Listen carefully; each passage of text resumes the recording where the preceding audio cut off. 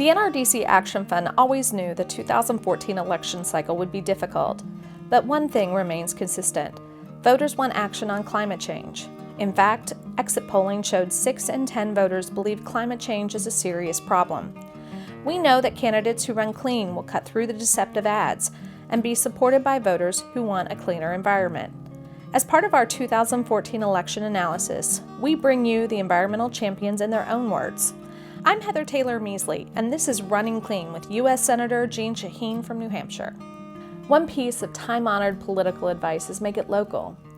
How did you make clean energy issues local and relevant to your constituents? You know, New Hampshire has, for a very long time, recognized that we can balance a strong economy and protecting the environment. It's something that people have been open to.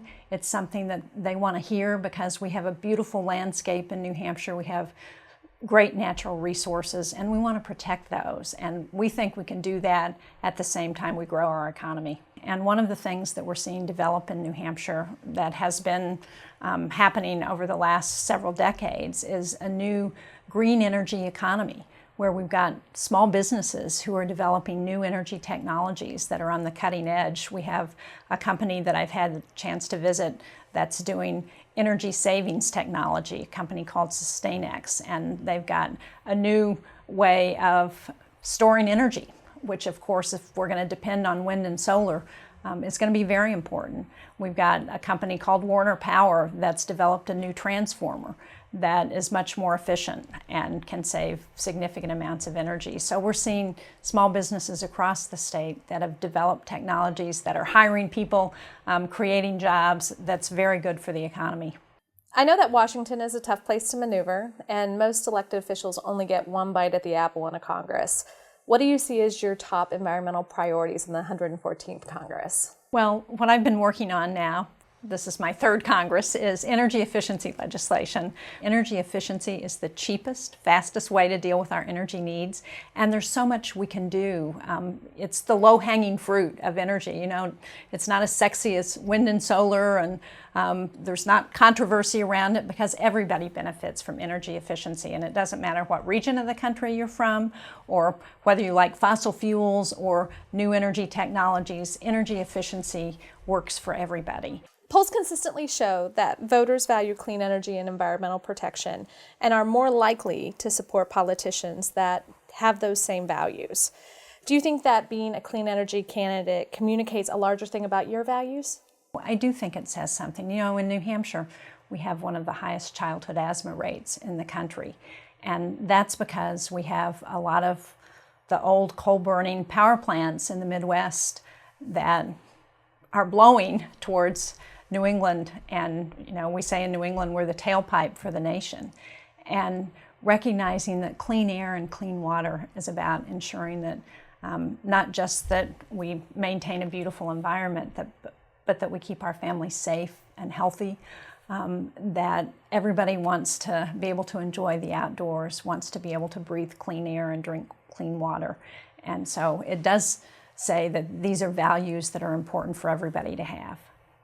While clean energy and clean air tends to poll well all the way across the board, there are certain groups of voters, women, ethnic minorities, young voters, who really seem to get this and really support it. Why do you think this issue resonates with those groups? Well, I think for young people, particularly, they're looking at the future of this country, and they are looking at the fact that our resources are finite and we need to do a good job of stewarding them better than we've done in the past. For women, I feel like women are very often very empathetic, and that we look at challenges facing people around the country, around the world, and say we want to try and do something about that. And obviously, if you look at what's happening because of climate change in parts of the world, we're already seeing significant impacts, and we've got to address that. What role did spending by the fossil fuel industry play in your race, and do you think their efforts resonated with voters? Well, I think obviously the Koch brothers, Americans for Prosperity, spent millions of dollars in New Hampshire. And I think while they spent a lot of money, there were real questions from people about why were they spending that kind of money in New Hampshire.